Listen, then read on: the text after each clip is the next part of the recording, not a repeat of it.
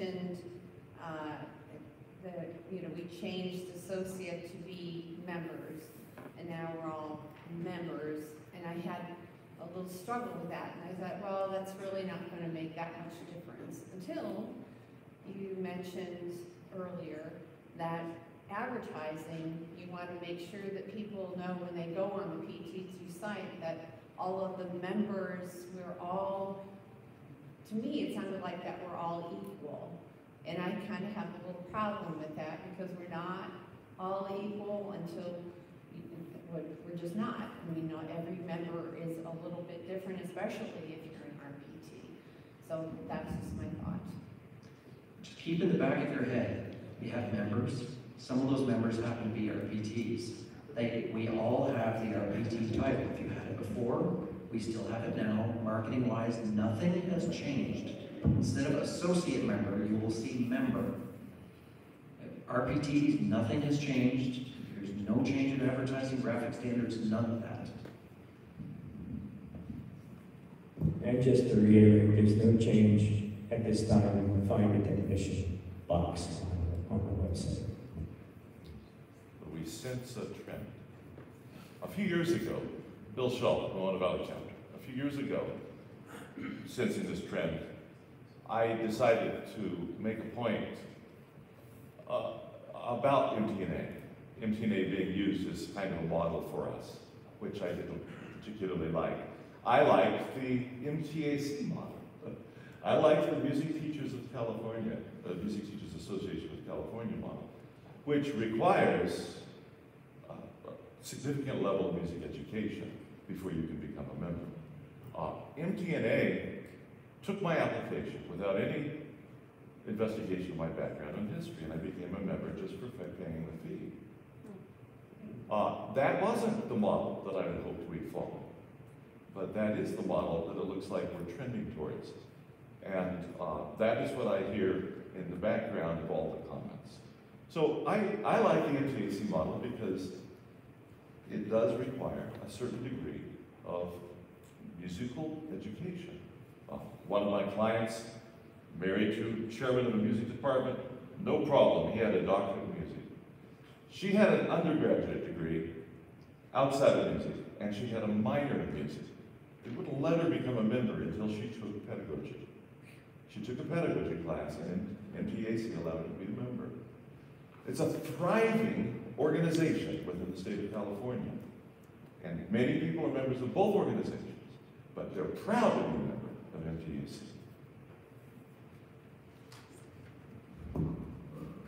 There is nothing afoot to change the way things are done on the website. I want to be perfectly clear. There was just a brief discussion at some point. So I'm not saying we're going there, I'm saying it was discussed. Ashley Turner, DC chapter alternate. I just wanted to second what Bruce Dornfield said about, like, wow, you guys, there's so much effort here, and I'm so impressed with the results. You guys are right on target with everything that you've done. Also, I wanted to say that since the governance has changed, this is the first time that I've been in council since the governance has changed, and council is so much more effective now. I remember council being all about, like, let's change this word to that word, and thee and thou, and like just the minutia of like stupidity. And this is like relevant. Like, we're having relevant discussions about broad issues, so I really appreciate that. Also wanted to say that I did notice in the antitrust policies here that it says standardization and certification. An association that develops voluntary industry standards may face antitrust problems if the standard favors some competitors and discriminates against others. Similarly, association certification activities which further the interests of certain groups to the exclusion of others may result in antitrust problems. And I just felt like that was could be an issue for us in terms of our find a technician issue. With the find the technician issue, that has been presented to the attorney, and he came back going, that is perfectly fine. Oh, okay. Great. Thanks. Wim Blaze from Hawaii. The idea that with the RPT thing, I'm very proud of it being an RPT, and I worked hard for it, and I've done a lot with it. But for me, it's an internal thing. It's for this body to know, and for me to know. My customers don't care. But because I do quality work. The organization, the only way we're going to be able to control who becomes a member and how to advertise us is to flat out, only RPTs can be member of a PTG. And the other people who want to participate in our group, form another organization or do something or whatever. But we can't control everybody. We have RPTs in this organization who do lousy work. They studied to pass the exam and they have never seen the inside of a classroom since. They probably don't even read a journal. We have associates that could tune and repair circles around RPTs, but we can't lump them up. We have one organization. We hope that all the members participate and become better at what they're doing. But to limit our advertising to only people that have passed the exams, maybe, I think, is not doing our organization any good.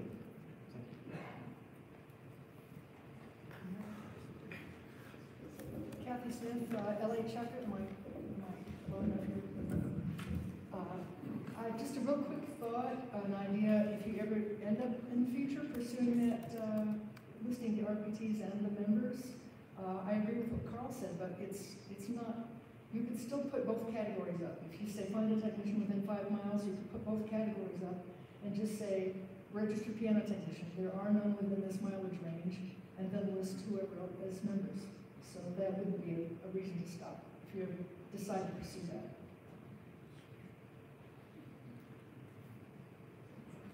Larry Nesserly, West Menina chapter. On this issue with the associates, there are some people that believe we shouldn't have associates in the guild or advertise them, let them advertise. And I'm just wondering how many people would like to not have somebody like John Dewey in the guild? How would you like to have somebody like Melanie Brooks not in the guild? Somebody like Michael Stillwell in the guild. Now, most people here don't know Michael Stillwell, but he's a store owner and does promote PTG. We sometimes lose track of the benefits and the value of members who are not registered piano technicians.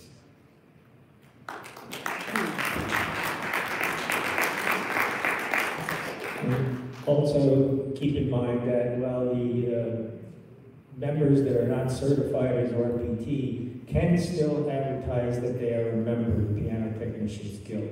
They just can't use the RPT logo. Rodney Pritchett, Atlanta chapter. My father was a charter member, and I grew up as a young boy knowing that the first Tuesday of the month was a PTG. He took me to my first convention in '78 in Cincinnati. It was about 10 years before I decided to make a full-time career. When he passed away, my mom, which passed away, put them in the same marker. I was looking for an appropriate marker emblem to go on there, and was looking through the book and was thinking to find a nice grand piano or something like that. I turned the page, and here was the RPT logo. In the book of, I don't know if the board's aware of that, or if the members are aware that that is an option, but I was not challenged by the people at the thing as to, well, you know, is he qualified to have this emblem? I don't know if that's something the board needs to look into for standards, you know, graphic standards or whatever, but that is something that's there. and available.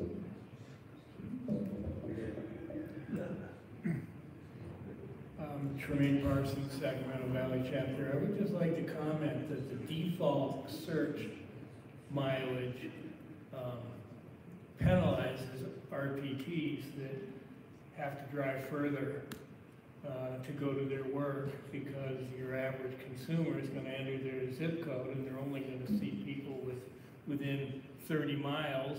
And I drive 50 miles all the time to do a technician, so maybe I should contact the home office about possibly expanding the default. It's just a comment. Speak to your RVP and have a discussion about that.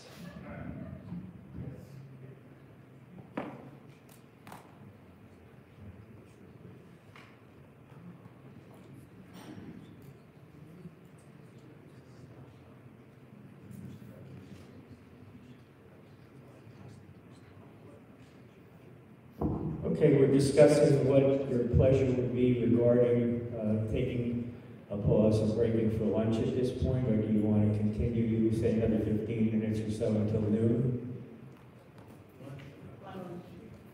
Break for lunch? Let's hear a show of hands. Your Honor. Your Honor. All right, yeah, we'll let him speak, but Dave Davis from Puget Sound, because you did ask for preference.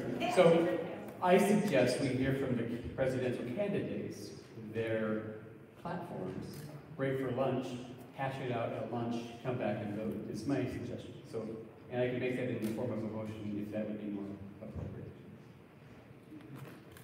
well, we have a motion on the floor. Is there a second? Second. A discussion? All those in favor of hearing from the candidates at this time? Opposed? Motion carries.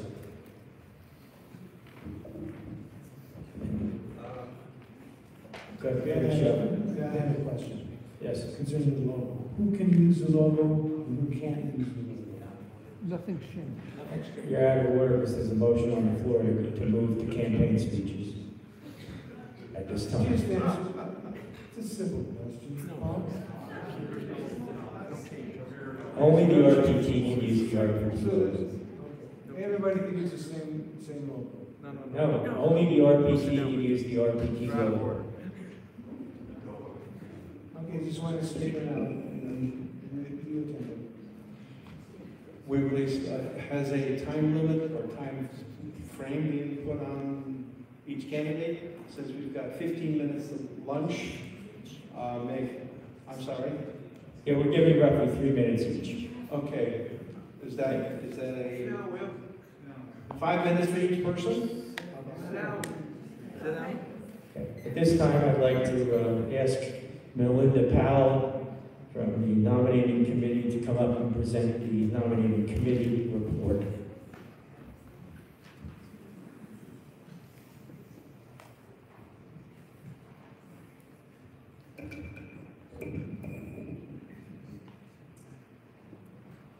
The nominating committee chair is not able to be here.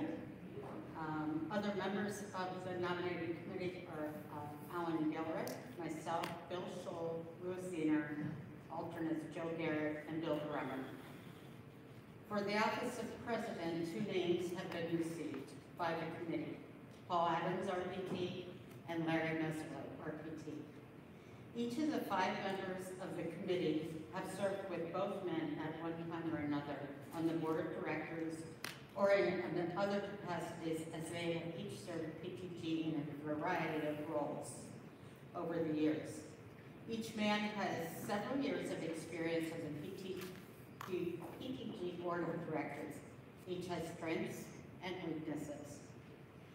With their respective track records of years of service, it is hard to claim that one is more vested than the other. Both realize the time required to serve on the board, and each is in a position in life and business to be able to commit to personal resources necessary to serve. Given what we as a committee know about each of the 2 candidates, We are unable at this time to offer a recommendation of one over the other. We are including statements by each of the two candidates, which have been provided by them regarding their goals and objectives for serving as your PTG president. Those two letters are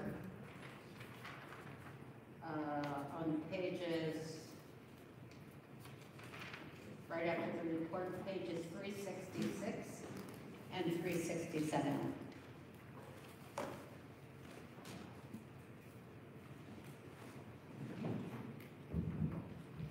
At this time, I'd like to invite candidate Larry Messerly up to the podium to present his speech.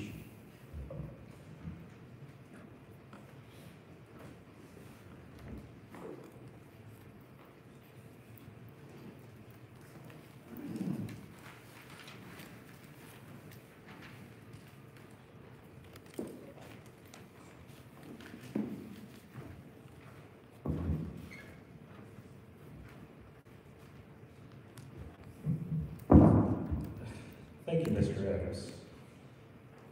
Several members concerned with the direction that PTG could be heading have asked me to come out of board retirement. 2 years ago, we broke with tradition and became a board-led organization, as we should be. I'm asking you to break with another tradition that automatically promotes secretary-treasurer to vice president to president. It has happened before. I have been a student member, associate member, registered tuner technician, registered piano technician, and regional vice president. I am ready to look towards the future. February 2018, the board passed it in February, the Madison chapter proposal to establish voting rights for associate members. It passed again in 2018 at council. I believe that this change has strengthened PTG's chapters and PTG itself. I see some important changes that I believe are necessary for the future growth and development of PTG. Our tuning test was developed some 40 years ago. For those who choose to qualify as registered piano technician, I would favor an improved tuning exam to more accurately reflect the techniques of the present time, along with an oral component. I would like to see all members able to use and display the PTG logo with their membership status. Full support needs to be given to the online education task force, and I believe that the exam prep of the road should be expanded. These programs and others help our members to become more profitable. I would propose that the Institute be held Thursday, Friday, Saturday, and Sunday morning. This, along with one-day council, will reduce the expense for delegates and Institute attendees. As your president, I would seek to establish a task force to examine reciprocity with technician organizations in other countries. Of course, none of this can be nor will be done by myself. These are decisions to be made by the regional vice presidents you will be elected.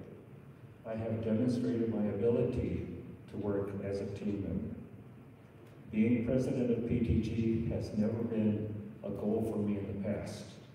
However, we are now at an important point in our history that will require proper leadership and decision-making to guarantee a strong PTG. It will be an honor and privilege to serve as your president.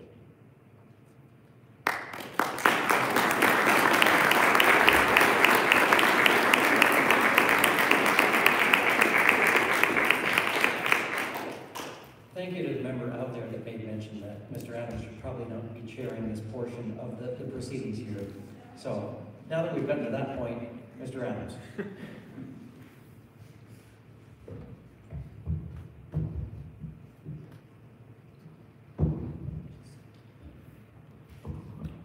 Why am I running for president? Is it for power? The president only votes in case of a tie. Money? Well, all the officers lose a significant amount of personal income. Self-aggrandizement? Not at all. I sincerely just want to serve. When I first ran for Northeast Regional Vice President, our late President Dale Probst explained two things to me. First, PTG was like an aircraft carrier. It doesn't turn on a dime. Under the new form of governance, we do have a more nimble ship. You can get things done more quickly, but you can also more easily end up on the rocks. Council now has an advisory role instead of advice and consent. Therefore, I believe it's more critical than ever to obtain member buy-in regarding large sweeping changes to this organization. Not to obtain permission, because all decisions now rest with the board of directors, but to provide guidance. To that end, the board will need to provide earlier notification to the membership. The second thing Dale said was that the higher you go in this organization, the larger the target you have on your back, and that membership is convinced that your IQ has gone down inversely proportional to your office. Hopefully you don't agree with that last statement. I never thought I would see the day when two of my positions would be considered controversial. One, that there should be strict adherence to our bylaws regarding scope of notice to the membership. By the way, if you haven't heard, I'm in favor of associates having the right to vote. Yes, now associates are members. Sorry. It's like getting used to new pronouns. Okay. It will always be paramount in my mind to preserve our oral art. It is the heart and soul of our profession. My opponent has stated in his campaign literature that he is not in favor of thinking outside the box, but rather smashing down the walls of the box. This seems to be an entirely too radical approach for such a conservative organization as PTG. My campaign email included 6 letters of endorsement from the following members of PTG: the current president, Paul Brown; the immediate past president, Phil Bondi; Golden Hammer winner, Rick Balderson; Chris Brown from Brandwork Tools; Keith Bowman, technical advisor for Highland Pianos, as well as Steve Taylor, executive director of the Mid-Atlantic Regional Convention, known as the MARC. In closing, I believe you cannot overemphasize the importance of the 4 years I spent on the executive committee as preparation for becoming your president. I sent a full list of my past accomplishments and future goals to all chapter presidents and vice presidents. These were supposed to have been forwarded to all the delegates, so I will not waste your time by repeating them here today. I have learned the importance of listening twice and speaking once, and trying to obtain consensus while taking into account the opinions of the board. I'm asking for your vote so that I can continue to serve this organization that has given me so much over nearly 30 years. In a nutshell, my tenure as your president would best be described with the following phrase: progress with respect for tradition. Thank you.